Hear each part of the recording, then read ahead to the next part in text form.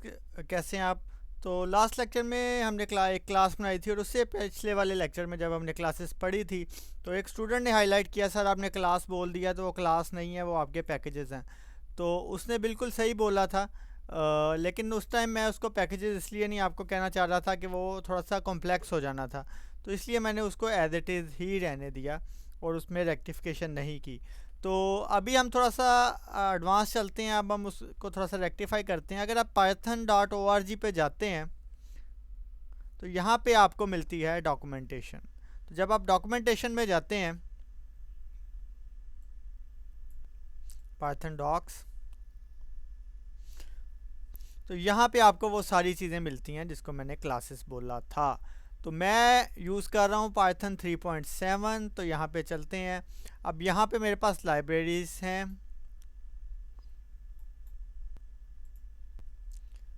यहाँ पे मेरे पास बहुत तकरीबन हर चीज़ है, उसमें मॉड्यूल्स कैसे इंस्टॉल करने हैं सारी चीज़ें। यहाँ पे मेरे पास मॉड्यूल इंडेक्स है, यहाँ पे मेरे पास जनरल इंडेक्स है। तो ये सारे कुछ बता रहे हैं, इसमें सारे फंक्शंस होंगे, क्लासेस होंगी और टर्म्स होंगी, इसमें सारे मॉड्यूल्स होंगे सारे, और ये इसमें सारे आपके पैकेजेस होंगे जो अवेलेबल हैं। तो अगर मैं इसको खोलता हूँ तो ये मेरी स्टैंडर्ड लाइब्रेरी है। तो इसमें मेरे पास सारे पैकेजेस अवेलेबल हैं और मैंने लास्ट टाइम आपको इसको ही डिस्कस किया था।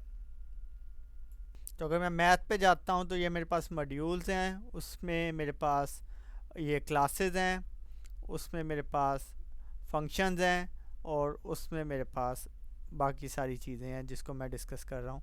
तो उसमें मेरे पास ये फ्रैक्शंस मैंने आपको कहा था, रैंडम को हमने यूज़ किया था। और अगर हम मॉड्यूल इंडेक्स में जाते हैं तो मेरे पास ये सारे मॉड्यूल्स होंगे और एक मॉड्यूल में अगर आप जाते हो तो उसमें आगे उसकी कलेक्शंस होंगी। तो ये सारी चीज़ें आपके पास अवेलेबल होंगी।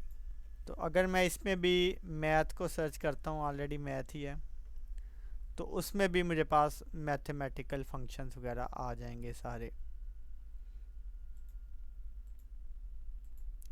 सी मैथ हो जाएगा। तो इसमें मेरे पास वही सारे फंक्शन आ गए हैं जो मैंने पहले डिस्कस किए थे आपसे। तो अगर मैं इसमें मैथ्स को ओपन करता हूँ तो इसमें भी मेरे पास वही चीज़ें आ गई सारी। और अगर मैं यहाँ पे जाता हूँ और एम पे जाता हूँ और यहाँ पे मैं कंट्रोल एफ करके, मैथ ऑलरेडी सिलेक्टेड है, तो इसमें भी मेरे पास मैथ आ गया। तो इट डजेंट मैटर आप किस जगह से जाते हैं, कहाँ से जाके क्या चीज़ों को आप डिस्कस करते हैं, पाइथन में आपको डिफरेंट तरीके से उन चीज़ों को सॉर्ट किया हुआ है। तो फर्स्ट ऑफ ऑल अगर मैं डिस्कस करूँ तो मेरे पास, तो ये मैंने लास्ट टाइम बनाई थी। तो इसमें हमारे पास पैकेज होता है, पैकेज के अंदर क्लास होती है और क्लास के अंदर आपके सारे फंक्शन होते हैं। तो इसीलिए जब आप उसको इंपोर्ट करते हो तो आप उसको कहते हो इसके अंदर से सब चीज़ें इंपोर्ट कर ले, या और उसके बाद जब आप उसको इंपोर्ट कर लेते हो तो उसके बाद आप उसके फंक्शंस को यूज़ कर सकते हो। ठीक है, जैसे मैंने दूसरे तरीके से किया था, import person,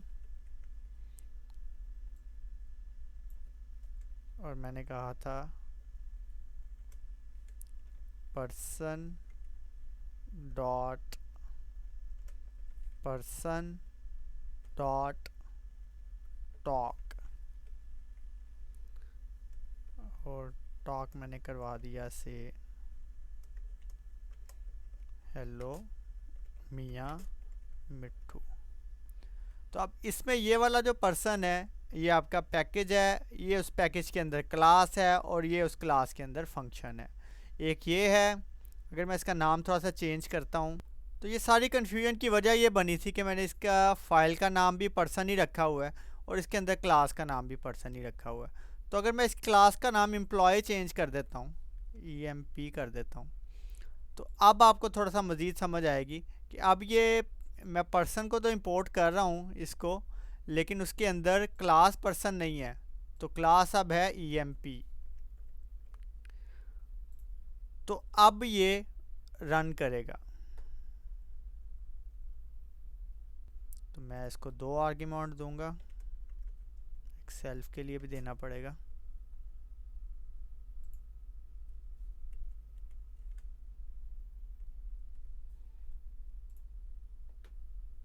there you go. तो अब मैं पर्सन मेरा इस फाइल का नाम है, जो मेरा पैकेज है उसके अंदर मेरी क्लास है और उस क्लास के अंदर मेरे फंक्शंस हैं। तो इसको भी चेंज करके देखते हैं क्या ऐसे ही होता है। मैं इसका नाम कर देता हूँ से किसी कंपनी का टाइम कॉन्सेप्ट्स।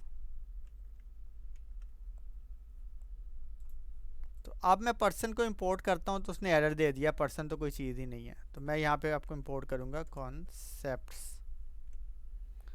और यहाँ पे अब मैं, क्योंकि ये इंस्टेंस बन जाता है उस क्लास का, यहाँ पे कॉन्सेप्ट्स।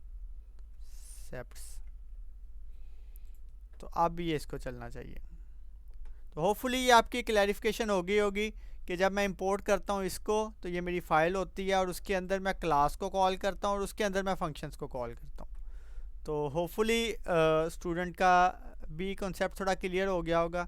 और अब नेक्स्ट लेक्चर में हम थोड़ा सा डिस्कशन करेंगे और उसके बाद हम 3 बड़े प्रोजेक्ट्स करेंगे और वो प्रोजेक्ट से हम कोई ना कोई यूज़फुल सी चीज़ बनाएंगे। तो फ़ी अमान अल्लाह।